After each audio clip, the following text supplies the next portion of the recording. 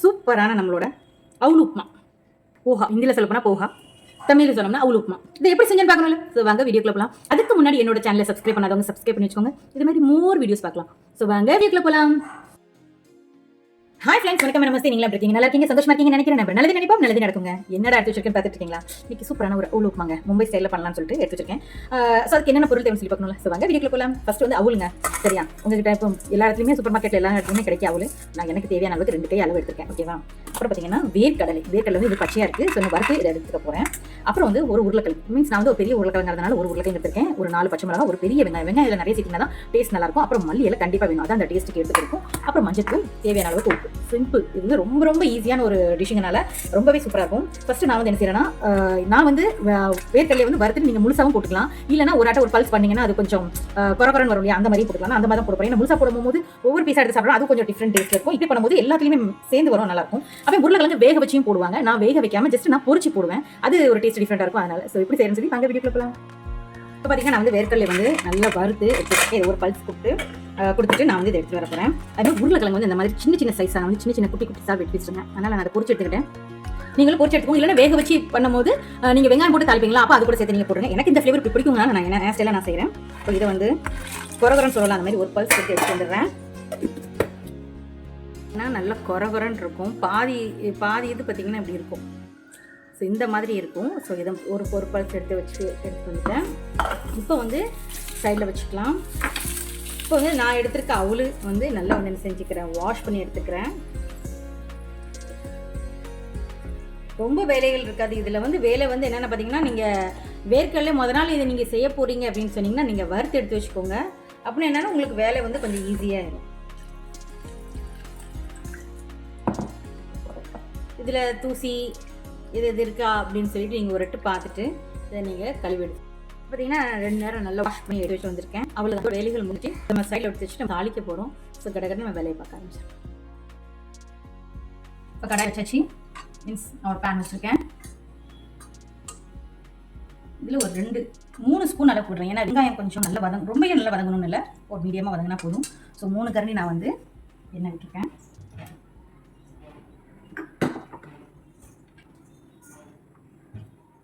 நல்லா சூடாயிடுச்சு. 1 ஸ்பூன் கடுகு,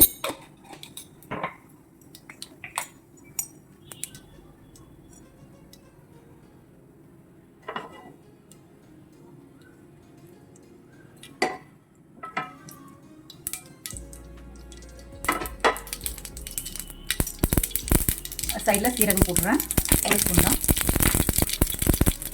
வெங்காயம்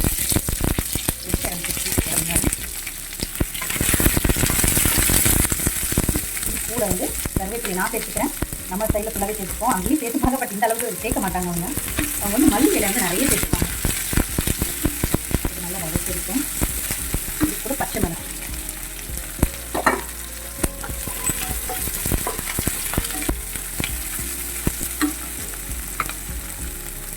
இதில் வந்து கொஞ்சம் உப்பு.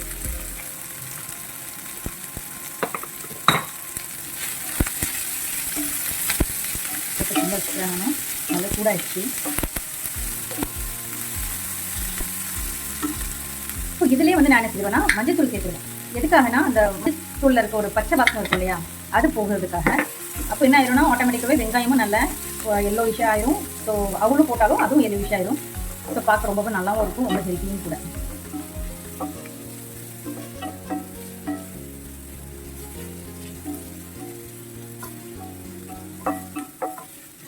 வெங்காயம் வதங்காமல் அப்படியே போடுறதையும் பட் பச்சையாக இருக்கும், பார்க்கறதுக்கு உங்களுக்கு தெரியாது. இப்போ பார்த்தீங்கன்னாலே உங்களுக்கு தெரியும், இதாக இருக்கு இல்லையா. ஒரு சில வெங்காயம் வதங்க இதெல்லாம் நல்லா இன்னும் வேகணும். இது நல்லா வெந்துருச்சு, இல்லை 2 ஆயிடுச்சு இல்லையா. அதனால இப்போ நல்லா கொஞ்சம் வதக்கி எடுத்துக்கோங்க.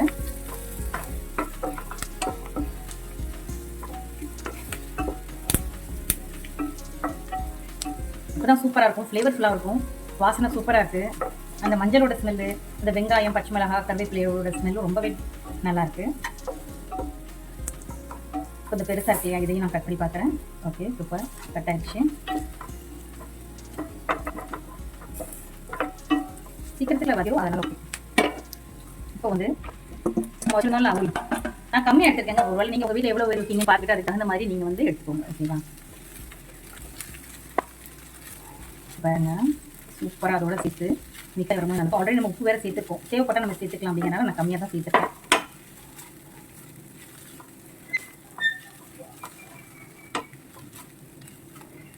மும்பையில் போனீங்கன்னா பெரும்பாலும் உங்களுக்கு ஹோட்டலில் வந்து கிடைக்கிறது வந்து இதாக இருக்கும். ரோட் சைடு கடை சொல்லுவாங்க இல்லையா, அங்கே வடப்பாவு மட்டும் கிடைக்காது, இந்த மாதிரி மார்னிங் பிரேக்ஃபாஸ்ட் கிடைக்கும்.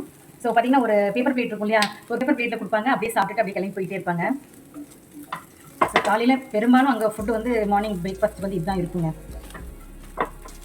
இதுக்கு பேர் வந்து போஹா சொல்லுவாங்க மும்பையில். நம்ம ஊல் உப்புமா.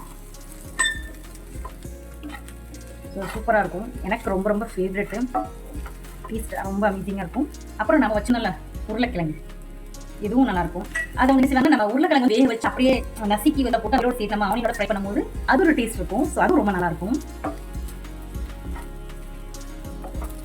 இது எல்லாமே ஒன்றா சேர்த்து நம்ம கலந்து விட்டுட்டு லைட்டாக கொஞ்சம் உப்பு மட்டும் பார்த்துக்குவோம். உப்பு பத்தலைங்க, உரப்பு ஓகே.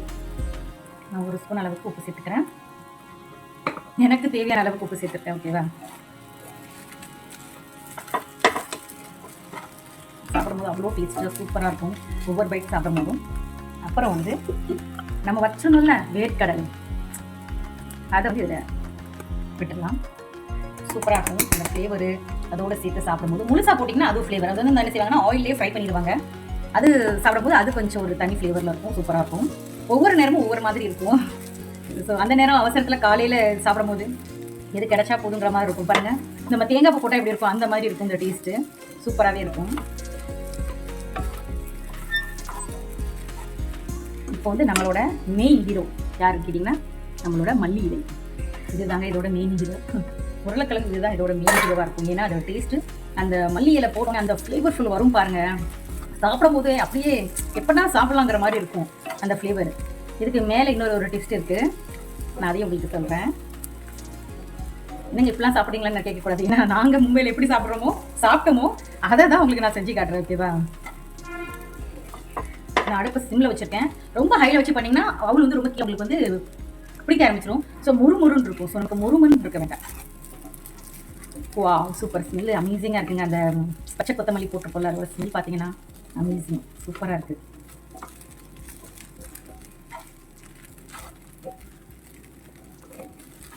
ஸோ நம்மளோட அவுல் உப்புமா ரெடி. ஹிந்தியில் சொல்ல போனால் போஹா ரெடி. ஓகேவா? ஸோ வாங்க சோப் பண்ண ஆரம்பிச்சிடலாம்.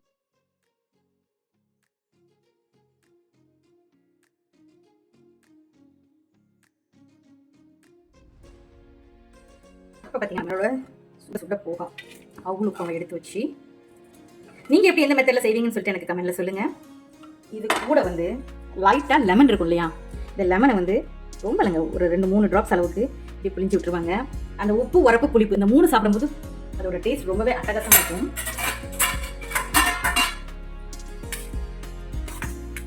மிக்ஸ் பண்ணி விட்டுட்டு சாப்பிட வேண்டியதான். ஏன்னா நம்ம வந்து இப்போ லெமன் ஜூஸ் புளிஞ்சு விட்டுருக்கோம் இல்லையா, அதனால் நான் ஒரு பைட் எடுத்து வச்சுட்டு வந்து காட்டுறேன். உருளைக்கிழங்கோட சாப்பிடும்போது அவ்வளோ டேஸ்ட்டாக இருக்கும். பாருங்க, கலர்ஃபுல்லாக சூப்பராக எம்மியாக இருக்குங்க.